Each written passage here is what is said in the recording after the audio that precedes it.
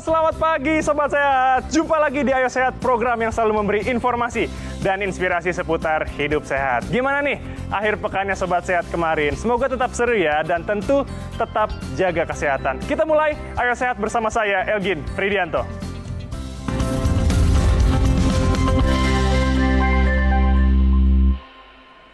Sobat Sehat, masih euforia awal tahun, apa sih kira-kira yang akan kalian lakukan? Mungkin ada yang mulai atur pola makan sehat atau rutin berolahraga. Nah, itu bagus banget. Bicara soal jaga kesehatan, ternyata rutin cek kesehatan alias medical check up itu juga penting loh. Lalu kapan waktu terbaiknya? Selengkapnya kita lihat dulu informasi berikut ini.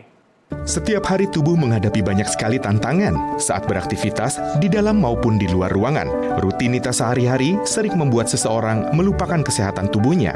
Belum lagi ditambah gaya hidup tidak sehat, seperti makanan serba instan, banyak duduk, kurang berolahraga, hingga kurang tidur. Dapat menyebabkan penyakit kronis seperti jantung, hipertensi, hingga diabetes mellitus. Namun penyakit tersebut pada dasarnya bisa dideteksi sejak dini sehingga dampak buruknya dapat dicegah. Salah satu caranya adalah melakukan pemeriksaan kesehatan atau medical check up secara rutin. Pemeriksaan yang diperlukan antara lain pemeriksaan laboratorium dan pemeriksaan fisik. Pemeriksaan laboratorium meliputi pemeriksaan darah, kadar gula darah, kadar lemak, fungsi ginjal, fungsi hati dan elektrolit. Sedangkan pemeriksaan fisik misalnya cek EKG untuk jantung, pemeriksaan fungsi dan kesehatan paru-paru. Dengan melakukan medical check-up secara rutin, maka akan diketahui potensi terjadinya penyakit mematikan sejak awal. Meski paham pentingnya tes kesehatan secara menyeluruh, nyatanya masih sedikit masyarakat yang teratur melakukannya. Sejumlah faktor seperti biaya tes yang dirasa mahal, tidak biasa dengan perawatan medis, hingga ketakutan karena jadi tahu masalah kesehatan adalah penghambat medical check-up. Cek kesehatan penting untuk mengetahui penyakit sejak dini memang terdengar menakutkan. Apalagi kalau penyakit yang diderita cukup berat. Namun akan lebih menakutkan lagi jika Sobat Sehat tidak tahu apa yang sedang terjadi di dalam tubuh. Inilah yang menjadi salah satu alasan utama cek kesehatan sangat penting dilakukan. Selain bisa mengetahui kondisi kesehatan tubuh, ada juga beberapa manfaat lain cek kesehatan atau medical check-up, yaitu mengetahui penyakit dengan gejala yang tidak tampak, seperti hipertensi, diabetes mellitus, penyakit hati, ginjal, dan paru. Cek kesehatan juga dapat mencegah perkembangan penyakit dan komplikasi dengan mengetahuinya sejak dini. Penanganan penyakit dapat dilakukan secara cepat dan tepat. Selain itu, cek kesehatan juga dapat menghemat biaya jika pengobatan dilakukan sedini mungkin, serta memperpanjang usia produktif karena kesehatan terjaga dan terpantau dengan baik. Tidak hanya penting untuk pribadi, medical check-up juga sangat dibutuhkan oleh perusahaan atau lembaga pemerintahan untuk menerima pegawai baru. Pemeriksaan kesehatan dapat menjadi penentu terakhir untuk menerima pegawai atau karyawan yang merupakan aset penting perusahaan, karena kesehatan para pekerja akan mempengaruhi performa dalam bekerja. Dokter dan pakar kesehatan menganjurkan untuk melakukan pemeriksaan kesehatan secara periodik melalui medical check-up. Disarankan 1 kali setiap 2 tahun bagi Sobat Sehat yang berusia kurang dari 35 tahun. Sementara bagi Sobat Sehat yang telah berusia lebih dari 35 tahun, disarankan untuk melakukan medical check-up setahun sekali. Medical check-up juga sangat dianjurkan jika ada gangguan penyakit turunan atau potensi penyakit menular. Cek kesehatan yang rutin pun dapat menghemat biaya pengobatan di masa mendatang. Masalah kesehatan yang berat di kemudian hari bisa dicegah dan dicarikan solusi jika bisa diketahui lewat hasil cek kesehatan. Jadi, Sobat Sehat bisa mulai menjadwalkan kapan waktu terbaik untuk medical check-up atau cek kesehatan. Wah, bener banget Sobat Sehat. Jangan lupa ya, rutin untuk cek kesehatan. Sama halnya perbincangan saya yang penting dengan dokter spesialis penyakit dalam mengenai penyakit asam lambung atau lebih dikenal GERD. Usai jeda, tetap di Ayo Sehat.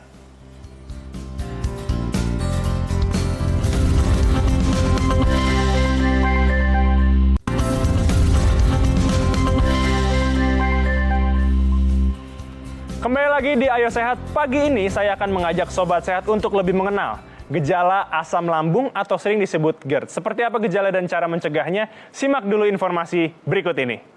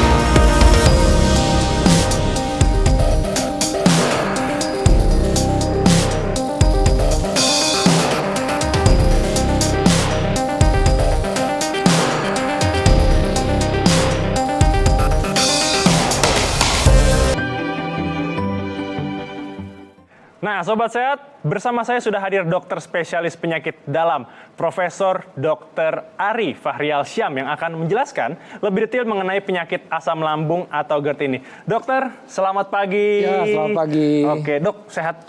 Alhamdulillah. Alhamdulillah. Terima kasih sudah datang ke program Ayo Sehat. Ya. Nah, tadi kan kita sudah melihat informasi singkat mengenai gejala asam lambung naik atau GERD. Nah, kita pengen tahu nih, Dok. Saya dan juga Sobat Sehat penasaran. Sebenarnya yang pertama, MAH dan GERD ini apakah masih dalam satu rangkaian penyakit yang sama? Ya, jadi kalau kita bicara soal MAH itu sebenarnya kan bahasa Belanda ya, artinya itu lambung. Nah, kalau GERD ini GERD ini sebenarnya tadi reflux ya, adanya suatu reflux balik arah ya asam dari isi lambung. Ya, terutama tentu kita bicara soal asam lambung tadi, kemudian balik arah ke atas. Jadi kalau orang bilang sakit MAH aja itu cuma di lambung saja. Tok berarti ya? Tok di lambung saja. Tapi kalau dia sudah GERD, berarti sudah reflux. Jadi asam lambung itu udah balik arah naik ke atas. Makanya tadi keluhannya itu panas dada seperti terbakar dan mulutnya pahit.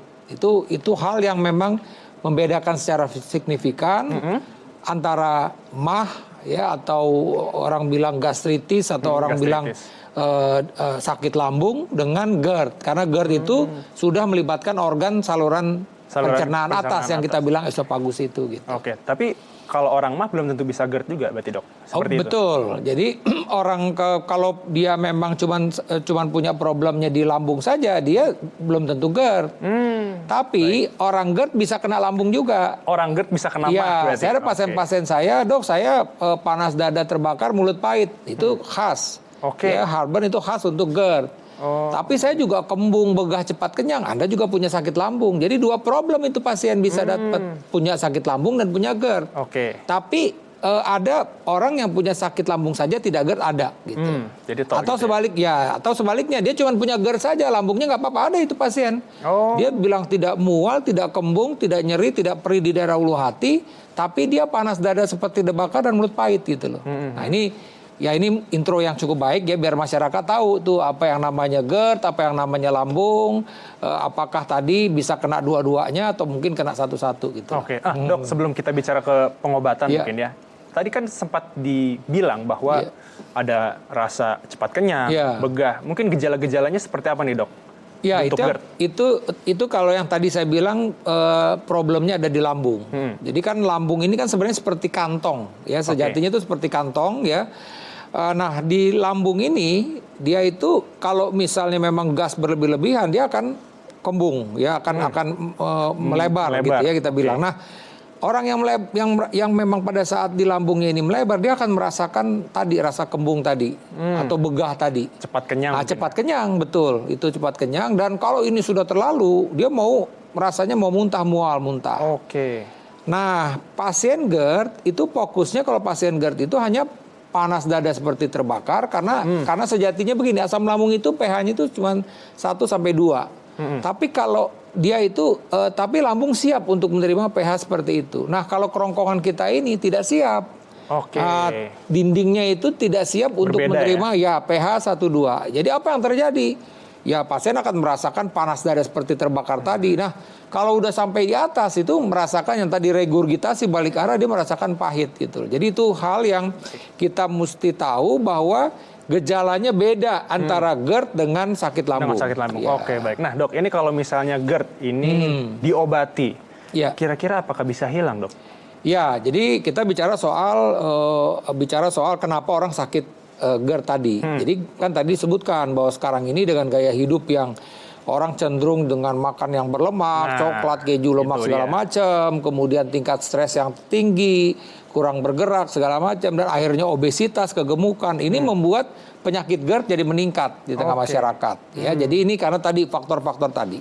Nah, sekarang bagaimana kita mengobatinnya? Sekali lagi, utamanya adalah memperbaiki gaya hidup tadi. Nah, gaya hidupnya bagaimana tadi? Ya, suka coklat, keju, lemak, ya udah dikurangin coklat, keju, lemak, asam pedes-pedesnya itu. Itu satu. Kemudian apa gaya hidup lagi? Stres. Ya, kalau bicara soal stres kan, ya apalagi zaman pandemi seperti ini agak susah. Di rumah aja. Betul. Tapi yang penting adalah bagaimana kita bisa mengendalikan tingkat stres tersebut. Nah, kemudian juga bicara soal tidur yang cukup. Itu juga penting, dan yang penting lagi adalah aktivitas olahraga itu tadi. Jadi gaya hidup. Nah, tidak merokok dan tidak minum alkohol. Sering pasien-pasien saya bilang, dok, saya ini susah kalau nggak stop rokok. Ya susah, Pak. Saya bilang justru rokok ini akan memperburuk keadaan. Ya, pertanyaan kan, rokok diisap masuk ke paru-paru? Tidak, ternyata kan ada juga masuk ke lambung.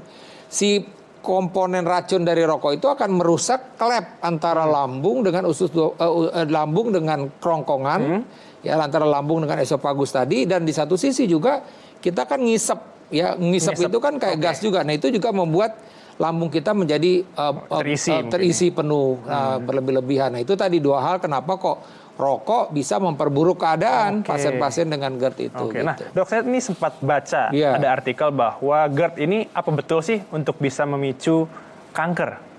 Gimana, dok? Kan tadi yang saya bilang, pH itu kan 1 sampai 2, ya, pH lambung. Tapi kalau dia naik ke atas, dia kan merusak. Ya, ada perbatasan antara lambung dengan esofagus tadi. Awalnya memang luka-luka, terus kemudian strukturnya berubah, ya, mutasi, dan lama-lama dia akan menyebabkan yang kita bilang pre-cancer dan bisa jadi cancer. Jadi betul, tapi nggak usah takut dulu nih pasien nanti udah GERD jadi kanker, jangan. Itu perjalanannya butuh panjang.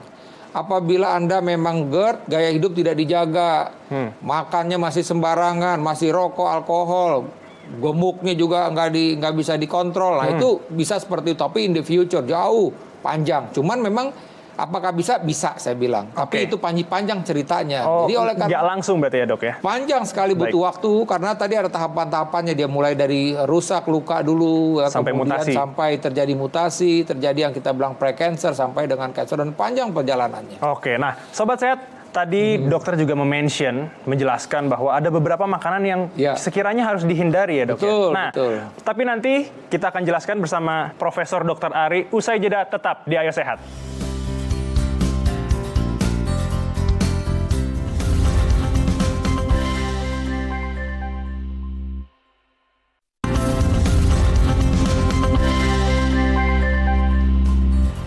Ya, masih di Ayo Sehat. Nah, sekarang, dok, sebelum kita mulai memilah-milah makanan yang setidaknya untuk mengurangi GERD ya, tapi saya pengen tahu dulu nih, sobat saya juga pengen tahu, gimana sih cara untuk orang awam mengetahui kalau dia tuh akan terkena GERD, dok? Iya, jadi cara apakah dia kena GERD apa enggak gitu ya. Sebenarnya kita punya aplikasinya tuh, ya, jadi bisa di-download ya, tapi intinya tuh ada 6 pertanyaan di dalam aplikasi tersebut. 2 pertanyaan itu adalah pertanyaan yang memang gejala utama tadi yang saya bilang. Jadi GERD itu tadi apakah Anda merasakan panas dada seperti terbakar? Jadi ada pertanyaan dari waktu. Kalau dia jawab tiap hari itu poinnya 3 di situ. Ya, kemudian yang berikutnya, apakah Anda rasa regurgitasi, maksudnya itu mulut pahit, ada balik arah itu. Itu kalau tiap hari juga 3 poinnya. Nah, 2 pertanyaan berikutnya yang menyingkirkan. Yang menyingkirkan itu apa? Kalau dia bilang bahwa dia tidak mual misalnya, itu tak jadi 3 misalnya gitu. Kenapa? Karena memang kita mau cari fokus ke sini. Kemudian yang berikutnya lagi adalah nyeri nggak di ulu hatinya. Kalau dia nyeri ulu hati dulu malah menyingkirkan. Jadi kalau dia tidak nyeri ulu hati, 3 poinnya. Di sini aja udah 3 ya kan 6 udah 12. Nah, yang 2 itu terganggu malam hari sampai terbangun, dan yang berikutnya adalah kalau lihat setiap hari kalau pas kambuh dia selalu minum obat. Nah, baik. itu ada bisa di download di aplikasinya mengenai GERD-Q itu istilahnya. GERD-Q, Jadi masyarakat nanti bisa ngikutin dan dia lihat skornya, oh dia kemungkinan GERD gitu. Nah, kita lanjut ke sini, Dok. Nah, ini udah ada berbagai macam jenis makanan dan minuman dan tentu ada buah.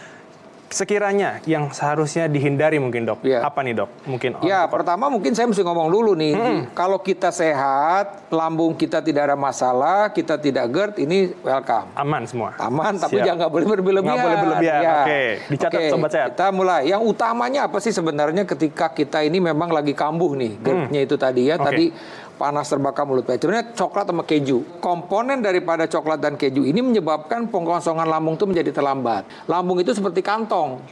Dia akan bekerja ya 6 jam itu makanan di situ akan turun. Nah, kalau kita terlalu banyak mengkonsumsi coklat dan keju ini, pengosongan lambung jadi terlambat. Dan satu hal lagi, dia ternyata membuat klep ini lemah antara lambung dengan kerongkongan. Kan sejatinya kalau makanan itu sudah turun ke dalam lambung, itu klep itu akan nutup begini, rapat, gitu rapat gitu ya. Ini makanan di lambung. Nah, kalau dia ada GERD, ada karena memang klepnya tidak menutup secara normal, ada space saja gitu, dia akan balik arah. Nah, si coklat dan keju ini menyebabkan ini lemah. Nah, itu hal yang mesti diperhatikan. Nah, ini berikutnya nih, Dok. Ini ada telur balado nih, Dok. Telur balado. Gimana, Dok? Ini kan pedes nih. Ya, pertama ini tadi, ya kita lihat dulu nih kadarnya ini pedas apa enggak. Prinsipnya kan tadi bilang asam dan pedas. Asam dan pedas. Nah, pedas ini yang akan tadi menyebabkan rasa tidak nyaman di daerah lambung kita tadi. Ya, tadi ini tadi. Nah, kalau seumpamanya memang dia juga punya GERD tadi ya, ketika memang lambung kita ini sudah rasa karena memang tadi terlalu pedas, itu pun juga akan merasakan tambah tidak nyaman gitu loh. Karena kan rasa pedasnya memperburuk rasa panas yang ada di dada kita. Oke. Berikutnya nih, Dok. Ini makanan dari daerah saya nih, Dok. Betul. Asinan nih. Iya. Bener nggak sih akan berpengaruh ke dinding? Ya, jadi sebenarnya kan kalau kita lihat seperti ini, yang jadi problemnya kan cukanya sebenarnya. Oh, cuka. Ya kan asamnya cuka itu ya. Itu yang kita mesti perhatikan. Kemudian juga kita bicara soal asam tadi ya. Ini kan ada pedasnya juga nih, pedas juga kan. Campuran betul. Kemudian tadi cukanya kita nggak tahu nih, cukanya kan iritasi lambung dia. Cukanya bisa menyebabkan iritasi pada lambung. Baik. Kemudian kalau ini mangga ya misalnya atau mangga. yang kalau pedas mangga ini asam ya jelas ini asamnya juga akan memperburuk keadaan gitu. Baik. Nah, Dok. Tapi kan ini bicara soal asinan. Iya, betul. Kita berpindah ke buah. Ini yang asam dan asin tentu lemon. Nah, ini gimana nih? Nah, ini terus terang saja gini ya, memang kan di masa pandemi ini ya masyarakat itu berusaha lah untuk menjaga agar bagaimana daya tahan tubuhnya itu bagus gitu ya. Terus terang saja ini saya juga bertemulah dengan pasien-pasien saya ini yang memang kambuh gara-gara mengkonsumsi lemon ini. Karena kan sejatinya begini, lemon ini kan asam sebenarnya. Ya. Kalau memang pasien-pasien ini memang ada luka ya di dalam lambungnya, luka itu tentu asam itu kontak dengan luka akan memperburuk keadaan. Jadi bahkan malah nyata pasien saya jadi kambuh lagi. Tapi bagaimana kalau kita sehat? Kembali lagi ketika kita sehat, ini memang makan termasuk makanan ya buah yang memang mengandung komponen vitamin C yang banyak, ya kan begitu. Benar. Jadi sebenarnya kita butuhkan juga. Cuman sekali lagi tidak boleh berlebihan. Baik, mungkin satu hari satu potong, satu buah mungkin ya? Iya, saya gini ya. Kalau memang ini mau kan kadang-kadang dibikin iris ya. Nah, itu diiris silakan misalnya seperti kayak infus water silakan. Tapi kalau kita sehat sekali lagi, kalau kita mempunyai masalah di lambung karena isunya tuh sering, justru orang sakit lambung minum ini malah baik. Hati-hati.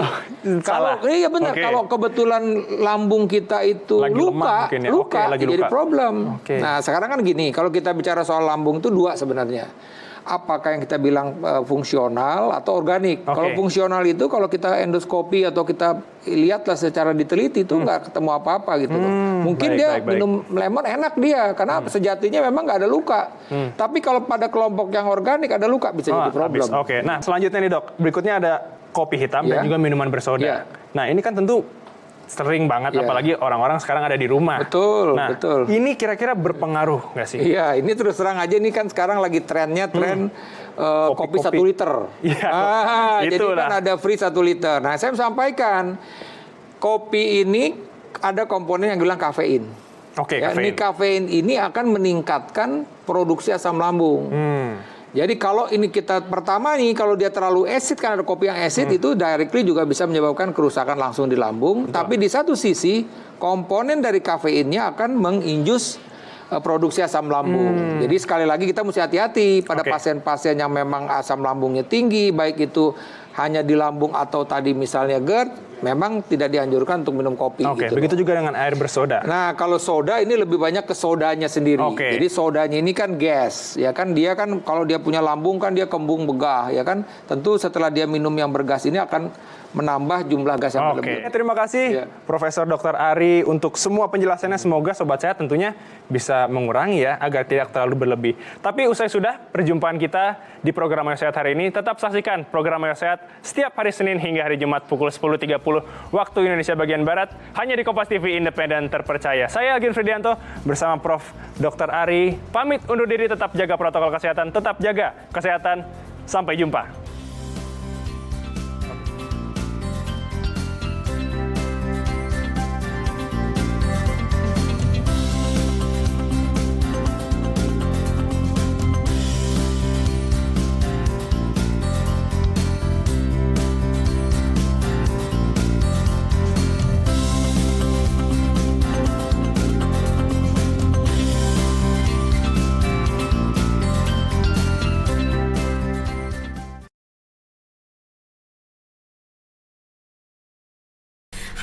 Halo, saya Audrey Chandra, presenter di Sapa Indonesia Siang. Perbaharui yuk informasi yang paling baru, independen dan juga terpercaya hanya di YouTube Kompas TV. Jangan lupa untuk subscribe, like, komen, dan juga share ya. Nah terakhir itu tuh dinyalain loncengnya ya untuk dapetin notifikasi berita-berita terbaru.